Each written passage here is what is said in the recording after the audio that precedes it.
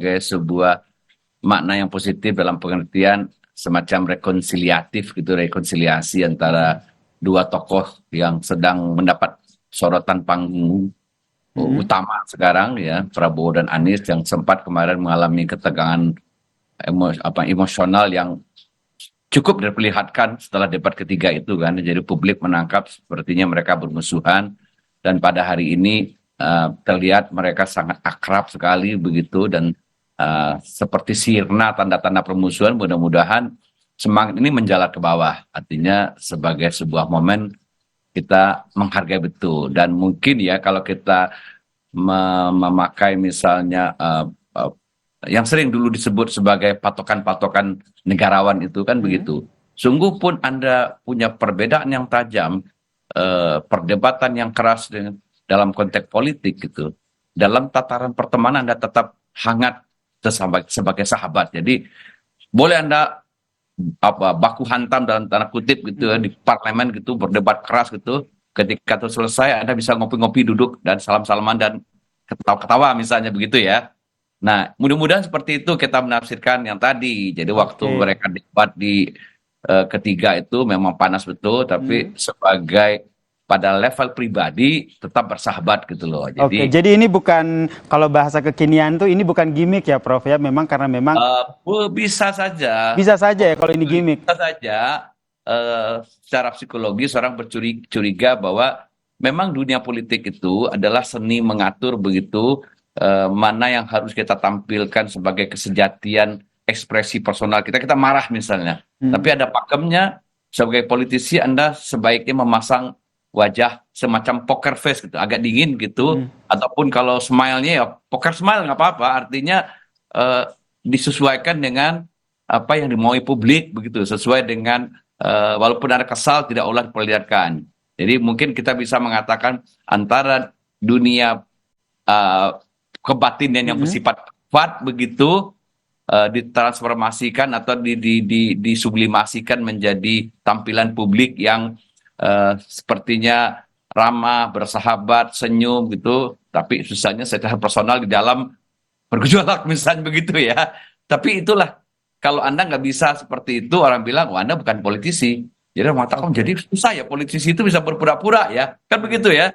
Kalau anak muda sekarang ya, di mana yang namanya genuinity, di mana yang namanya ekspresi yang spontan, semua kok Mm. diatur begitu ya. Dan Karena itu menurut Anda lumrah terjadi di dunia eh, politik, termasuk di capres kita ini yang kemarin seru sekali sampai jadi perbincangan kita semua bahwa ini ke antara Prabowo dan juga Anies ini nampaknya masih kurang harmonis begitu, bahkan ditutup dengan tidak saling bersalaman. Menurut Prof Hamdi sendiri, dengan adanya momen, meskipun ini momennya karena mereka diundang ya di acaranya KPK, akhirnya mereka mereka mau nggak mau harus berbarengan begitu. Apakah ya, momen ini cukup untuk apa ya, menutup ataupun menandingi momen yang kemarin sebelumnya yang sempat renggang antara Prabowo dan juga Anies?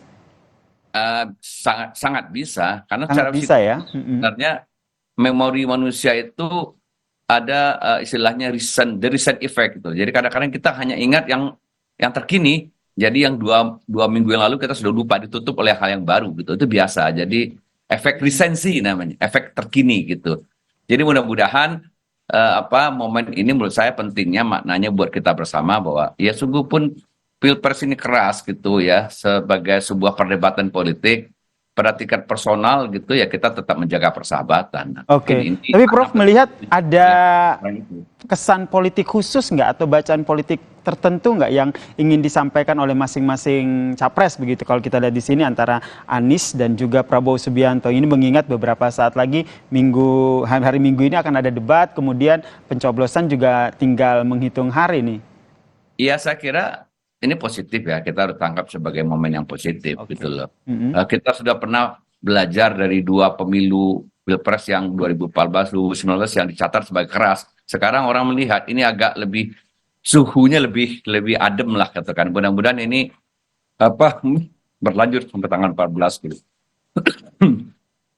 Baik, berarti harapannya ini akan tetap adem ya, karena kalau kita lihat ini kan juga ada yang menganggap bahwa antara Prabowo dan juga Anies ini akhirnya renggang begitu, yang berdampak pada Anies yang kemarin juga sempat ramai juga dibicarakan begitu terkait dengan koalisi jika ada putaran kedua, tapi Aniesnya malah dengan Ganjar Pranowo. Kalau soal koalisi kan terbuka saja kemungkinan, Mm-mm. misalnya satu nggak lewat putaran kedua, ya itu tiga gabung dengan satu atau apapun gitu loh, kemungkinan itu bisa. Jadi sebagai politisi biasanya mereka akan menjaga seluruh kemungkinan itu bisa saja. Jadi artinya tidak ada permusuhan yang abadi, tidak ada persahabatan yang abadi, katakanlah gitu kan, itu ada giumnya politik kan, yang ada kepentingan.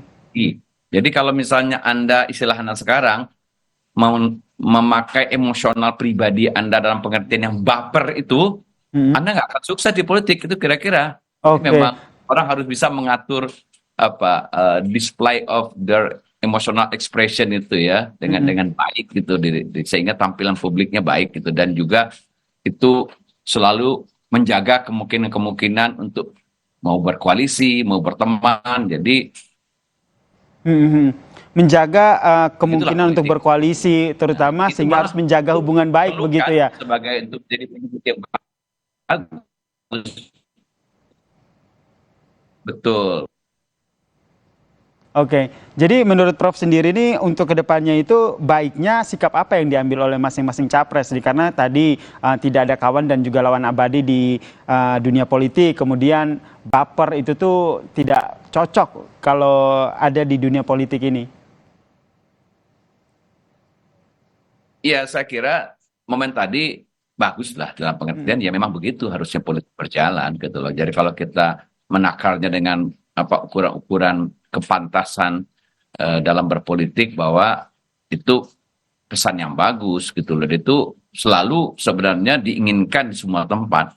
Sungguh pun misalnya perbedaan-perbedaan visi politik, perdebatan-perdebatan keras secara politik gitu, Mhm. secara personal, secara persahabatan tetap harus tidak rusak begitu. Itu yang bagus begitu. Oke, terima kasih Profesor Hamdi Muluk, Guru Besar Psikologi Politik Universitas Indonesia telah bergabung bersama kami di Kompas Malam. Salam sehat, Prof. Salam sehat.